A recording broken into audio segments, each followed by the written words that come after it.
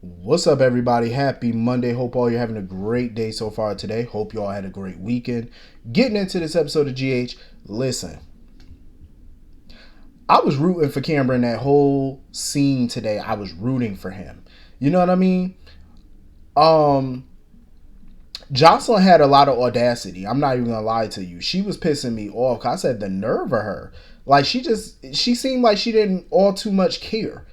You know what I'm saying? Like it was like in a way I just felt like she was a little relieved that Cam now knows. I mean, of course she didn't want him to find out about her and Dex in that manner, but she just seemed like she was, didn't care. And I seen the look in Cameron's eyes when he looked at her.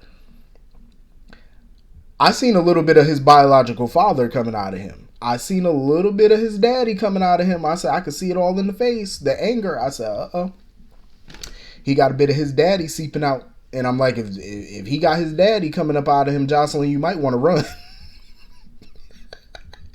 If you know like how a lot of us know about his biological father, you might want to skedaddle. I'm just saying, because it just looked like some craziness was coming out of his eyes for a second. I'm like, Cameron, remember, you are your mother's child as well. You need to, bury the anger that your father exhibited. Some of that craziness he had. You know what I mean? You need to keep that down there. Remember that you are Liz's son too, and not strike this girl. Cause I said the way he was looking, I'm like, Jocelyn, you was looking like you was about 10 seconds away from becoming Tina Turner in a minute. Cause it looked like that little Ike Turner was coming out of him. I'm like, Jocelyn, you might want to take about 5 steps back. I'm just saying. She pissed me off though, because of course Cameron was running with the idea that her and Dex were just laughing their asses off at how clueless he was about their little affair. Because that's basically what it was. And he wanted to know. He was like, was this going on before we broke up? Like, he feels like she was just lying the whole time. You know what I'm saying? Like, about how they broke up and stuff. And she was like, no, it's true. We did grow apart. But that didn't stop you from sleeping with him. And she trying to sit there talking about, oh, I don't owe you any explanation. Excuse me? Ma'am, you do owe him an explanation. Yes, you do. The audacity of her. I'm like, you know what? Cameron, just get on up out of there and walk away from that skeezer. That ain't nothing but a skeezer. I'm going to use an old word. She ain't nothing but a hussy. That's all she is. That's what my grandmother will call you in a minute, a hussy. Talking about I don't owe you an explanation. Yes, you do. And then she going to sit there and again have the audacity to sit here and say, oh, can you just keep this to yourself? I don't want everybody knowing about this. So now you want to sit here and get sassy with him, and then on top of that, you want him to keep your little secret about you and Dex. If I was Cameron, I would have went out and shouted that shit in the hallways. I would have went to the roof of the building and shouted it out. I would have shouted at the rooftop that they messing around. I would go get me a bullhorn and shout it through the bullhorn that they messing around. Why the hell would she think that he would keep her little secret and protect her? She acted like she didn't really have a care in the world. You know what I mean? And then she talking about I had already decided that we were broken up. Okay, you may have decided internally that y'all were broken up, but you never expressed that to him. So therefore, y'all were never technically broken up when you slept with Dex. Just because you decided before New Year's to break up with him, if you don't execute that, it's still cheating. You know what I'm saying? It's still cheating. I don't blame, Cameron for not wanting nothing to do with Jocelyn at this point. I don't blame him, because the way she was acting, I'm like, the nerve of this damn girl. And then sitting there talking about, oh, after we broke up, she told him about New Year's Eve and stuff like that. And he said, yo, we were broken up for all of 10 minutes and you slept with him. Literally right after we broke up, you hopped in bed with him. Like, Jocelyn, not only did she ruin a good relationship with a good dude, but she ruined a good friendship. Because they were friends before they became anything else. You know what I'm saying? And that's important. And she ruined both those things. You know what I'm saying? Here this boy, you done broke up with him, and he still came to you to comfort you after he found out what your family was going through. That is a cool dude right there. Get broken up with, but he still comes to check on you, and this is what he finds. You in bed with another dude. I really hope this doesn't change Cameron and what he sees in relationships and stuff. I hope this doesn't change his viewpoint, because not all women are hussies like Jocelyn. But on the one hand, what Jocelyn did wasn't right. None of what she did was right. She handled everything poorly. But I always say, at that age that her and Cameron are at, I always feel like people at the age of 18 or 19 should not be in serious relationships.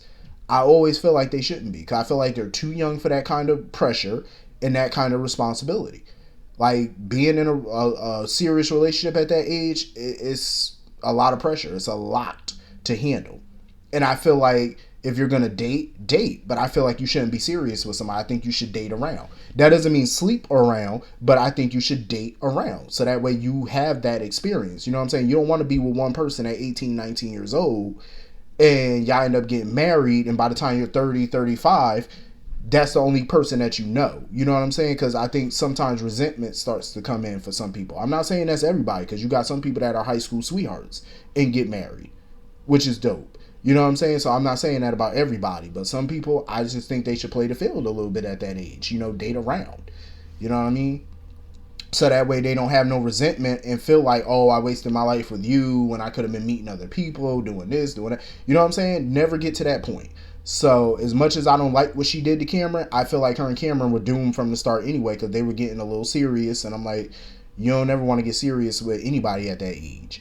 You know what I'm saying? You got to keep your options open, you know. But I think there's somebody out there better for Cameron. Somebody that's going to be honest with him and not screw around behind his back. You know what I mean? So more power to him. So anyway, moving on from that. I love the scenes between Sonny and Spencer. I love it. You know, Spencer was sitting on the phone calling a realtor and stuff, trying to buy a house. And Sonny was like, you ain't got to go nowhere. You can stay here. But so he broke it down to Sonny about what's going on. He was like, well, I hired Diane to sue my father and Esme for full custody of the baby.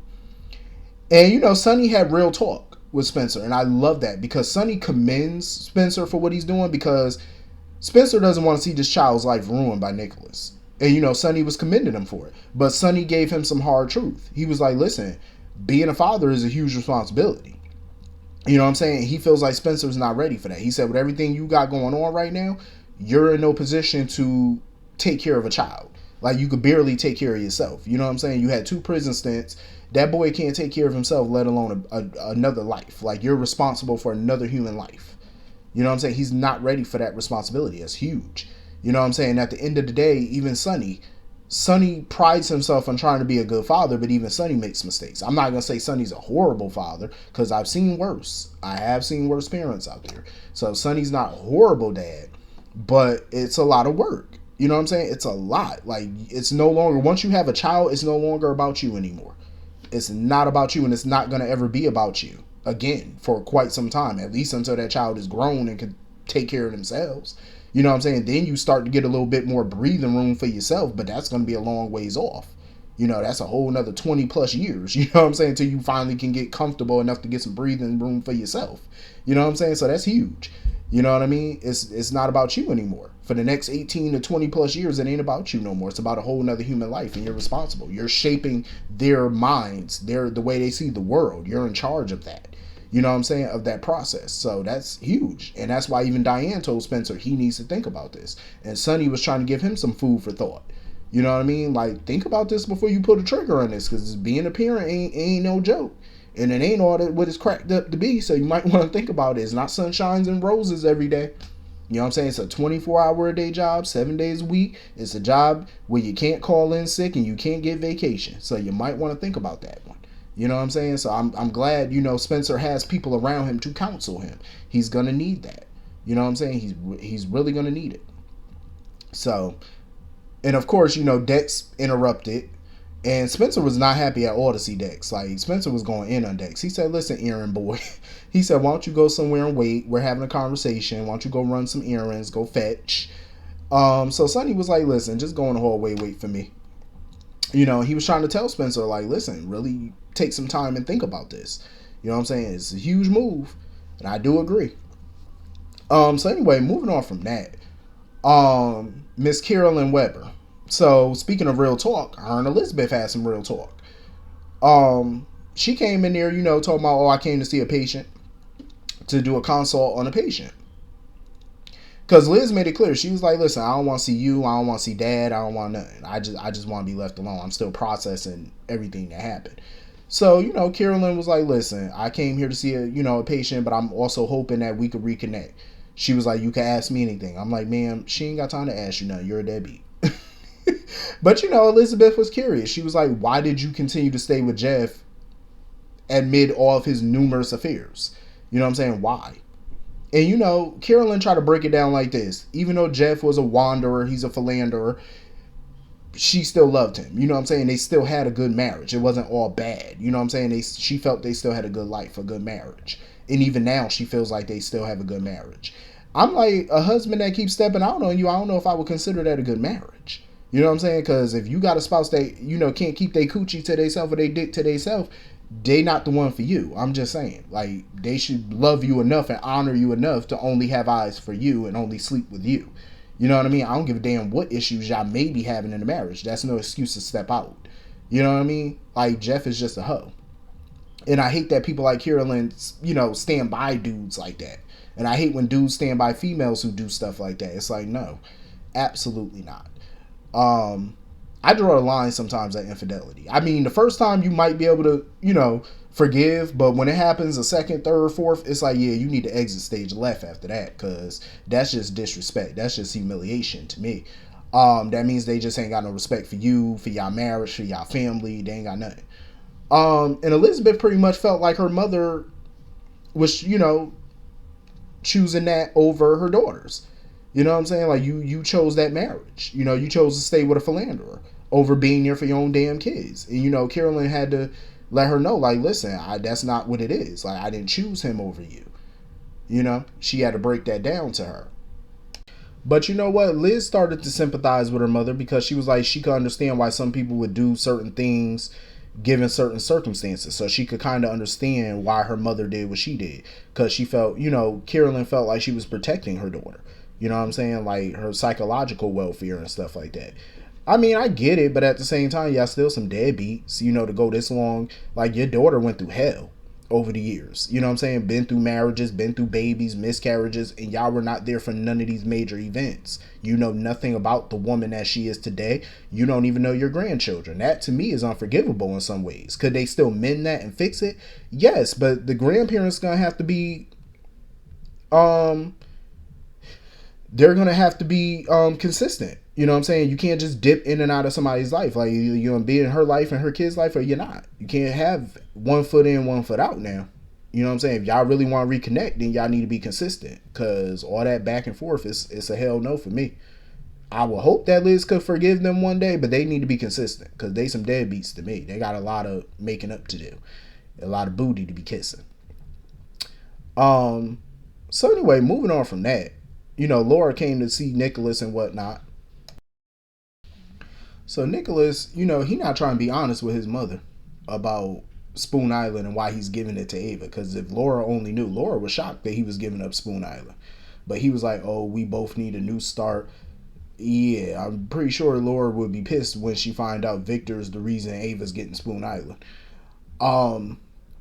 Nicholas sitting there talking about, oh, we need a new start. This baby is going to be his new start. See, that's his problem. He keep trying to replace one child with another.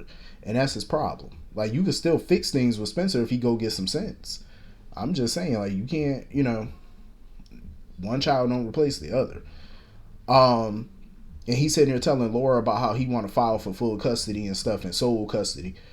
Laura felt like that was a horrible idea because no matter if it is Esme that they're talking about, and Laura is not a friend of Esme, of course, like, she's not a fan of hers, but trying to keep the child away from Esme is going to be a detriment. And it is. Because look at what Alexis did with Christina. For years, Alexis tried to keep Christina away from Sonny. And that backfired on her. Because as Christina got older, she grew more angry and resentful towards Alexis. And she did. She got angry at her for keeping her away from her father. She also got angry at Sonny for not fighting for her. So I feel like keeping a child away from the parent, even if the parent is unstable or a detriment or whatever, it's going to blow up in your face. And that's what Laura is pretty much trying to warn Nicholas about. because this child is going to grow up, find out who his or her mother is, and the fact that Nicholas kept that secret. Same goes for Spencer. Trying to keep this child away from Nicholas and Esme is going to blow up in his face too. This is all a clusterfuck pretty much. Um, it's just all a disaster. So Nicholas feels like Esme's playing games, like she's lying about the amnesia. He feels like she's playing games. Laura doesn't think so. Laura thinks that she really can't remember. And Nicholas felt like it should stay that way. And Laura was confused about what he was talking about. And I'm like, Laura, you'll understand soon enough because your son needed kicking the ass at this point. So she got a phone call or whatever. She had to go. So of course Carolyn pops up at Nicholas's door. Not surprising. She's there on his orders basically. For the whole Esme situation. See, Nicholas keep making these moves that's gonna blow up in his damn face. I'm like, this is all not a good idea. It's like, stop being a fool.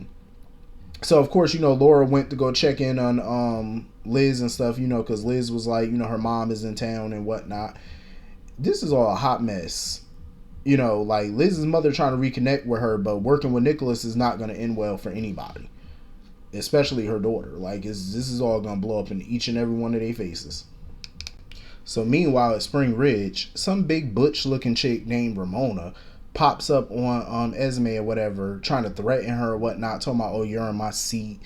I'm like, you know what, Ramona? You need to back your ass up, because you can't get beat down like the dude you look like. You need to back your ass up.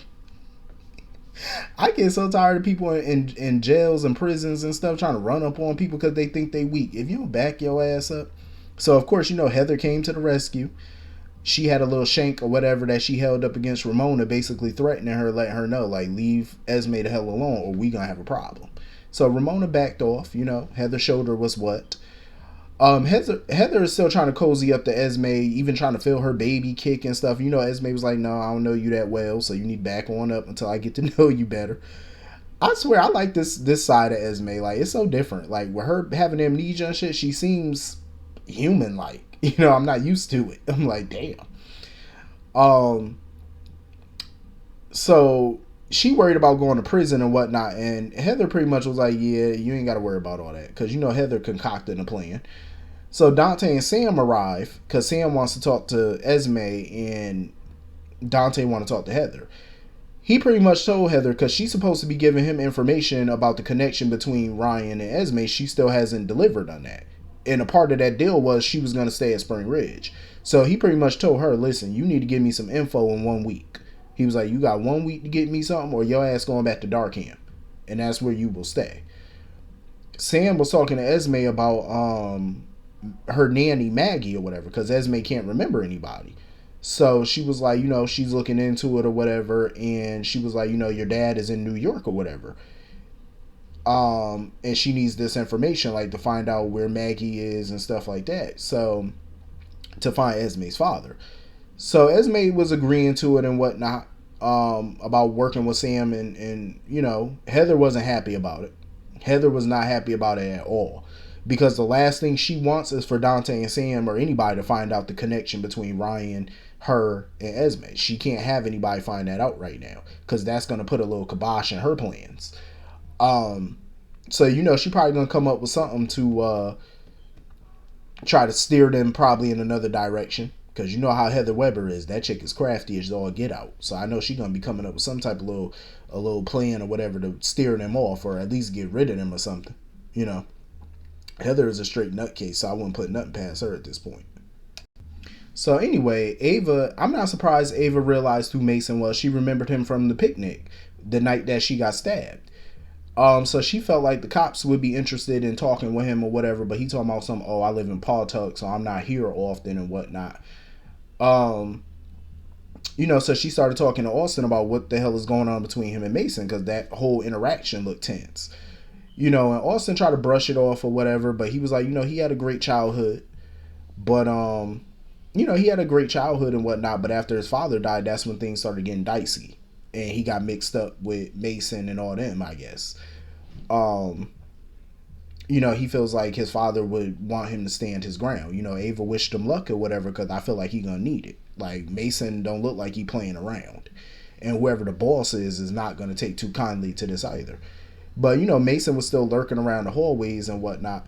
I think Ava need to keep an eye on Mason, because now that she know who he is and she remembers him from the picnic, she could be painting a target on her back. So she might want to steer clear of him too, or at least keep an eye open, because Mason, I got a feeling he ain't going nowhere. He gonna continue to cause some mayhem before he gets shut down or before the boss pops up. And I'm interested in finding out who the hell this boss is. Like, who's the boss, and where is his mother Charity at? That's what I want to know. Where's Charity Gatlin? Jimmy Lee wife. Cause I'm pretty sure she's still alive. So what's the status of her? Hopefully they let us know what the hell going on with Austin's mama. Cause I think she could shed some light to the storyline too. I think adding her might add some layers to it. It wouldn't hurt, honestly, because we can get some more info about who the boss is and how he got mixed up with these people. Because apparently they're a part of the Gatlin family. So I want to know, like, what's all this going on? Like, are they mobbed up? Like, they organized crime? Like, what's going on? There's a lot of questions and very few answers with these storylines. So anyway, that was pretty much the whole episode. Hit the comment section, let me know what you all thought, and I will see you all later. Have a great night. Peace.